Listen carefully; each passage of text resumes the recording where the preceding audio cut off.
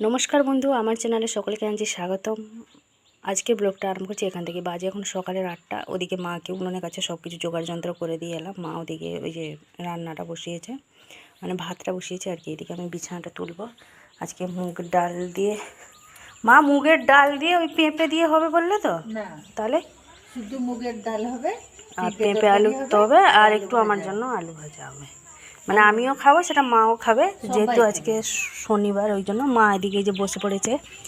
মানে আমি যদি এমনি কাঠের উনুন হতো তাহলে রান্নাটা করে নিতাম, কিন্তু এই উনুনে তো আমার প্রচণ্ড অসুবিধা আছে। ওই জন্য মা কালকে করতে দেয়নি। মা আমাকে বললো তুই সব আমাকে জোগাড় করে দিবি। কিন্তু কালকে মায়ের প্রচণ্ড পায়ে যন্ত্রণা হয়েছে, আমাকে অবশ্য কিছু বলেনি। সকালবেলা উঠে যন্ত্রণা হচ্ছিলো, তবুও বসে পড়েছে।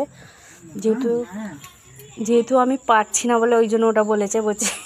ওই জন্য মা বলছে জীবনে কোনো দিন এইসব উনুনে রান্না বান্না করেনি। ওই জন্য আমি বসে বসে রান্না করে দিচ্ছি, তুই শুধু জোগাড়গুলো করে দে। ওই জন্য এখানে মা বসে পড়ছে। সকালবেলায় ভাত বসিয়ে দেওয়া হয়েছে। আর ওই তো গাছ থেকে তো বাবা সব পেঁপেগুলো মানে আগের দিন যাই হোক ঝড়ের জন্য তুলে রেখেছিল, ভালোই হয়েছে। আর কালকে রাত্রিবেলা সন্ধ্যে থেকে তো ভিডিও দেখে বুঝতে পেরেছেন যে ঝড়টা উঠেছিল। রাত্রিবেলা প্রচণ্ড পরিমাণে বৃষ্টি হয়েছে, সাথে কারেন্টও অফ হয়েছিল। তারপরে কারেন্ট দিয়ে দিয়েছে, যাই হোক। তো ওইদিকে এই যে মা বসিয়ে দিয়েছে। চলুন তাহলে আমি ওইদিকে বিছানা সব তুলে নিই। তারপরে এখানে মায়ের কাছে এসে মশলাপাতি এখানে সব বসে বসে বাটবো। বিছানাটা এখানে গুছিয়ে নিলাম আমি। তো এবার চলে যাব বাইরে রান্নাবান্নার দিকে। মায়ের সাথে এখানে মানে শুনুকে দিয়ে এসে মায়ের সাথে চায়ের আড্ডাতে বসেছিলাম। একটুখানি চা করেছিলাম আজকে। তো আমাদেরকে একটুখানি খেতে ইচ্ছা হয়েছিলো, সেই জন্য মা আমি দুজনে মিলে খেয়েছিলাম এখানে বসে। এই যে এখানে সব মাকে সমস্ত কিছু জোগাড় করে দিয়েছি। এই পেঁপেটা কাটছে এখন, ভাতটা পড়ছে। হ্যাঁ, আর এদিকে এই যে সব মশলাপাতিগুলো এনেছি। এখন আমি জিরে আদাটা বাটবো।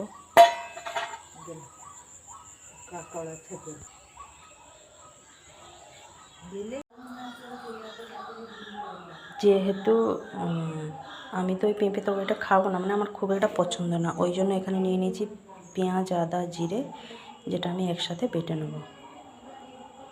যে কী অবস্থা দেখুন, সাইকেলটা বাইরে ছিল, তুলে নিয়ে চলে এলাম, যেহেতু বৃষ্টিটা চলে এসছে। এবার ভাতটা হয়ে গেলে উনুনটাই যে এখানটা তুলে নিয়ে আসবো, মাঝখানটা। আর ওখানটা গাছটা আছে বলে মানে বৃষ্টিটাও তো বোঝা যাচ্ছে না। যে মা এদিকে যে পেঁপে আলুটা কেটে নিয়েছে, আমি এদিকে যে মশলাটাও কেটে নিয়ে চলে এসেছি।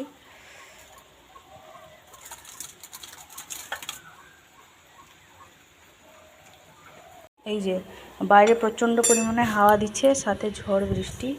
যে মা তবু এখানে বসে রান্না করছে। পেঁপে তরকারিটা হয়ে গেছে। আর এদিকে যে কড়াতে আমি দিয়ে গেছিলাম, ওই মাটি দিয়ে গেছিলাম। মা এদিকে যে আলু ভাজাটা বসিয়েছি, এরপরে আবার ডাল ভাজে। পেঁপে তরকারি যেন হয়েছিল যে কড়াটা ওদিকে বের করে রেখেছে, যেহেতু শনিবার এটা করে নিই, তারপরে আবার ডালটা বসাবে। এদিকে হাওয়া দিচ্ছে, আমি আবার দুটো ইট নিয়ে এসে আবার সামনেটা দিলাম। জানেন এইরকম কি রান্না হয়? এদিকে সরকার মারছে, এদিকে ঠাকুর। এদিকে ভগবান এ করছে। কি অবস্থা! তাহলে আমার বাবা দেখলে গেলে নিয়ে এলাম। আমার তো আবার সমস্যা, আমি আবার ছাতা নিয়ে চালাতে পারি না, ওই জন্য নিজেই পুরো ভিজে গেছি। যাই হোক, ও ভিজে নি, এটাই মানে সব থেকে বড়। যে আমি ভিজলে কিছু নেই, ও যাতে না ভিজুক। এমনিতে তো ওর শরীর মানে ভালো নেই। আর বাইরেটা দেখুন প্রচণ্ড পরিমাণে হাওয়া দিচ্ছে, বৃষ্টি দিচ্ছে, নাহলে এতক্ষণে রান্না হয়ে যেত। কখন হয়ে এই যেত? হাওয়া না, মানে উনুনে আঁচটা ভালোভাবে লাগেনি। এই যে রান্না বান্না শেষ, অনেক কষ্টে মানে রান্না হয়েছে। যা হাওয়া দিচ্ছে এখানটা, ইট দিয়ে দিচ্ছিলাম, সে কাপড় চুপড় উড়িয়ে আগুন উড়িয়ে নিয়ে চলে যাচ্ছে জানেন উনুন থেকে। গোবর নিয়ে এসে মাকে দিলাম, মা এদিকে মাটি এনে দিলাম। মা এই যে গোবর মাটিটা ভালো করে মাখিয়ে নিচ্ছে, উনুনে দিচ্ছে, নাহলে সব ভেঙে পড়ে যাবে জানেন।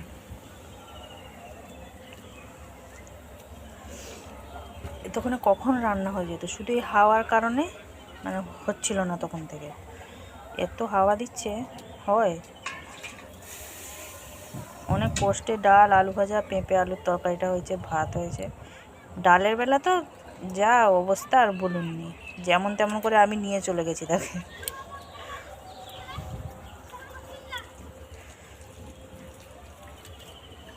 এই যে 11:15 বাজে।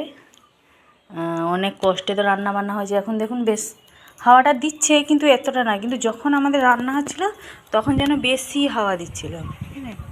অনেক কষ্টে ডাল, আলু ভাজা আর ওই পেঁপের তরকারিটা হয়েছে। ডালের সময় তো মানে একটুখানি ফুটে গিয়ে না ফুটে গিয়ে মাকে বললাম নামিয়ে ফেলো, হয়ে গেছে। মাও সে অনেকক্ষণ মানে ঠান্ডাতে বসে গেছিলো, মাকে সেই জন্য শীত পাচ্ছে। এখানে এই যে চাদর চাপা দিয়ে বসে আছে বউ হয়ে, অনেক সময় ঠান্ডাতে বসে গেছে না, ওই জন্য শীত শীত পাচ্ছে। সোনুকে খাইয়ে দিচ্ছি, সোনু জল গরম করে দিলাম, চান করছে। রান্না বান্না বলতে এই যে পেঁপের আলুর তরকারি হয়েছে, ভাতটা নিচেই রেখেছি। এই যে আলু ভাজা, মুগের ডাল, এগুলো হচ্ছে রান্না বান্না। অনেক কষ্টে এগুলো রান্না বান্না হয়েছে। এই যে দুটো খেতে পাচ্ছি, মানে এটাই হচ্ছে সত্যি মানে কি বড় কথা। যাই হোক, যে দুটো রান্না করে খেতে পেরেছি। যে হাওয়া দিচ্ছিল, বিশ্বাসই ছিল না যে আজকে খেতে পাবো বলে। দুটো যা যেমন রান্না হচ্ছে সেটাই ভালো। এত হাওয়া দিলে রান্না করা যায় বাইরেটাতে? ভিতরে নিয়ে যাবো, ঘর দোর পুরো তো ধুঁয়ো কালোয় ভর্তি হয়ে যাবে, সেই কারণে ভিতরে নেওয়া হয়নি। সামনেটা সরিয়ে আনা হলো, আবার সেই এখন দেখুন কি সুন্দর ওয়েদার, একদম ফাঁকা, হাওয়াটা দিচ্ছে, শীত পাচ্ছে, ঠান্ডাও ভালো লাগছে হাওয়াটার কারণে। এই তো বেজে গেছে দুটো, খাওয়া দাওয়া কমপ্লিট। এই যে কাকা তো খেয়ে চলে গেছে, মা আর আমার দুজনের খাওয়া হয়ে গেছে। মা খাওয়া দাওয়ার পরে আবার চাদর চাপা দিয়ে বসে পড়েছে, শীত পাচ্ছে, প্রচণ্ড পরিমাণে হাওয়া দিচ্ছে, শীত পাচ্ছে। সুনুর তো খাওয়া দাওয়া হয়ে গেছে, আজকে নাচের ক্লাস 4:30 থেকে। 2:45 বাজে। এই যে খাওয়া দাওয়াটা সমস্ত কমপ্লিট, বাসন কুসন মাজামাজি হয়ে গেছে, বাসন ফাসন মেজে রেখে দিয়ে আটা মাখিয়ে রেখে দিয়ে এসেছি, বসে পড়েছি এখানে এসে। আমি এই যে লজেন্স করতে, লজেন্সটা করে রেখে দিয়ে যাবো, কারণ নাচের ক্লাস থেকে এসে আর ভালো লাগে না। এখানে এই যে মশা ধূপ জ্বালিয়ে দিয়েছি, সোনুর ঘর মানে আমাদের ঘরে একটা, আর এখানে মায়ের কাছে একটা জ্বালিয়ে দিয়েছি। এত মশা আর বলিনি, মানে বসতেই দিচ্ছে না। ওই জন্য ভাবলাম না বসে রেখে এই লজেন্সগুলো করে রেখে যাই, নাহলে এসে আবার সে করতেই হবে। নাচের ক্লাস থেকে এলে আর ভালো লাগে না, অনেকটা এখন দেরি হয়ে যায়। আমরা ভালো লজেন্সগুলো করে রেখে দিয়ে যাই। চলুন তার লজেন্সটা করে রেখে দিয়ে এলে রুটি দেবো, তরকারি দেবো। এই যে বেজে গেছে এখানে 4টে বাজেনি, 10 মিনিট বাকি। এদিকে সোনার জন্য এদিকে এই যে সোনার জন্য ওদিকে লুচি করে নিয়ে চলে এলাম, গরম গরম লুচি। ও যেহেতু ঠান্ডার লুচি আবার খেতে ভালোবাসে না, হটপটে, ওই জন্য নিয়ে এসেছি। এদিকে নিয়েছি আলু ভাজা, আর এই যে ওর জন্য দুটো পাঁপড় ভেজে দিয়েছি। ওইটা ঘিরে নাচের ক্লাস হবে, তাকে খাইয়ে দিই, তারপরে ও রেডি হবে, সাথে সাথে আমিও রেডি হয়ে নেবো। আজকে 4:30 থেকে নাচের ক্লাস। চলুন তাহলে করে খাইয়ে দিই, না এখন নিয়ে বসে থাকবে 3 ঘন্টা, তার থেকে ভালো আমিই খাইয়ে দিই। সোনু তখন বলছিলাম না যে আমাদের 4:30 থেকে নাচের ক্লাস, কিন্তু আমরা যাইনি নাচের ক্লাস। সোনু বললো মা ভালো লাগছে না, মানে শুয়েছিল, এবার উঠে বলছে আমার মাথাটা কেমন ঘোরাচ্ছে, ওই সেই কারণে আমি যাইনি। নাচ ফাচ করবে, কোথায় মাথা ব্যথা ঘুরিয়ে আবার পড়ে না যায়, ওটা এখন বিশাল একটা টেনশন মতন। এখন যতদিন না মানে ভালোভাবে সেরে উঠছে ততক্ষণ আমার টেনশনের কম নেই। এদিকে এই যে সোনুর জন্য দুটো ডিম সেদ্ধ করে নিয়েছি। ও বললো তুমি যেরকম ডিম তরকারিতে নুন আর হলুদ দিয়ে যেভাবে ভাজো সেভাবে ভেজে দেবে, তাহলে আমি খাবো। ডিমটা সেদ্ধ করে ছাড়িয়ে নিয়েছি, নুন হলুদ একটুখানি লঙ্কা গুঁড়ো দিয়ে। এদিকে আমাদের দাদাও চলে এসছে, চা করে সবার চা খাওয়া হয়ে গেছে। কলতলায় এই যে দেখুন সব বাসনের ঢের সব জমা হয়েছে, দেখেছেন চায়ের বাসন ফাসন।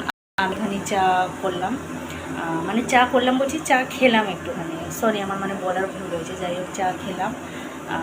শুনে তখন যে আমি লুচি করেছিলাম তার মধ্যে থেকে কিছুটা ডো ছিল ময়দা, সেটাতে একটুখানি পরোটা মতন করে নিলাম, পরোটা করে নিয়ে পরোটা দিয়ে চাটা খেলাম। আমি আর রাতে কিছু খাবো না, একটু 7টার সময় খেলাম, কিছু সন্ধ্যেবেলা খেলেই রাত্রিবেলা খেতে পারি না। এদিকে রুটি করা হয়ে গেছে, আর এদিকে এই যে ডিমের সব কিছু কেটে নিয়েছি, রসুন কুচি, লঙ্কা কুচি, টমেটো কুচি, পেঁয়াজ কুচি, যখন খাবে তখনই করে দেবো। এই যে মনে খুব ইচ্ছে ছিল যে সোমবার দিন একটুখানি সাবু মাখা খাবো বলে, আপনাদের দাদাকে বলবো বলছিলাম, নারকেলের কথা বলতে হয়নি, ও নিজের থেকেই নিয়ে এসছে। যাই হোক, আর আমার নারকেলটা খুবই একটা পছন্দের জিনিস, ও দুটো নিয়ে এসছে। এদিকে যে চা খাওয়ার জন্য এগুলো সমস্ত কিছু এনেছিল, টোস্ট, ওকে জাস্ট ওই সেই খাড়ি মতো যে ঝুড়ি ভাজা ওইগুলোই দিয়েছিলাম, ওকে খেয়েছে। আর এটা আমাদের উড়িষ্যার দিকে প্রচণ্ড পাওয়া যায়, তখন আমি বললাম যে তখন হাসছিল, জানো আগে আমরা খুব খেতাম এগুলো, ডাল ভাজা বলে একদম, মানে আমাদের ওইদিকে হচ্ছে খোলা চানাচুর, মানে হচ্ছে এইটাকেই বলে খোলা চানাচুর। এর মধ্যে জাস্ট ওই কী বলবো, একটুখানি হয়তো বাদাম থাকলেও এটাকেই বলে আমাদের খোলা চানাচুর।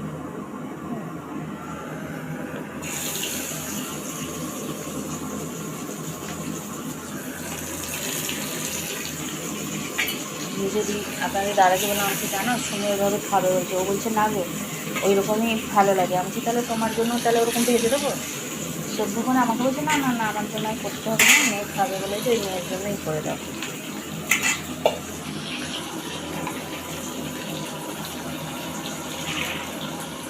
মুখ ফক সব মাছতে হবে না, কিছু করার নেই, মাছ না এখন যাতে হয়ে যাক, ওটাই মানে সব থেকে হচ্ছে একটা বড়ো ব্যাপার, আর কিছু না।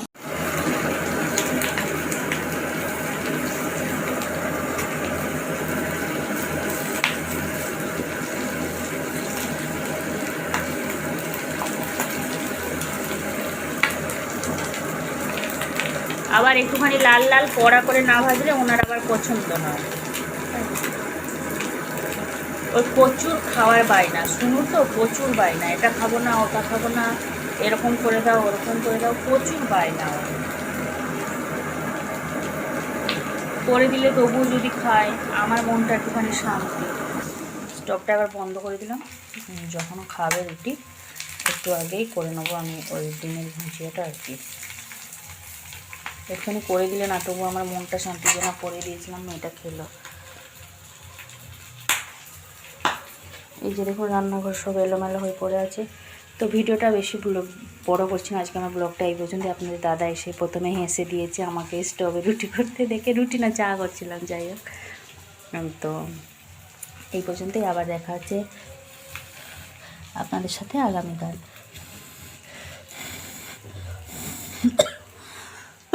বাবা ফু দিয়েও নিভাতে পারছি না। তো ভালো লাগলে ভিডিওটি লাইক করবেন। সবাই ভালো থাকবেন, সুস্থ থাকবেন।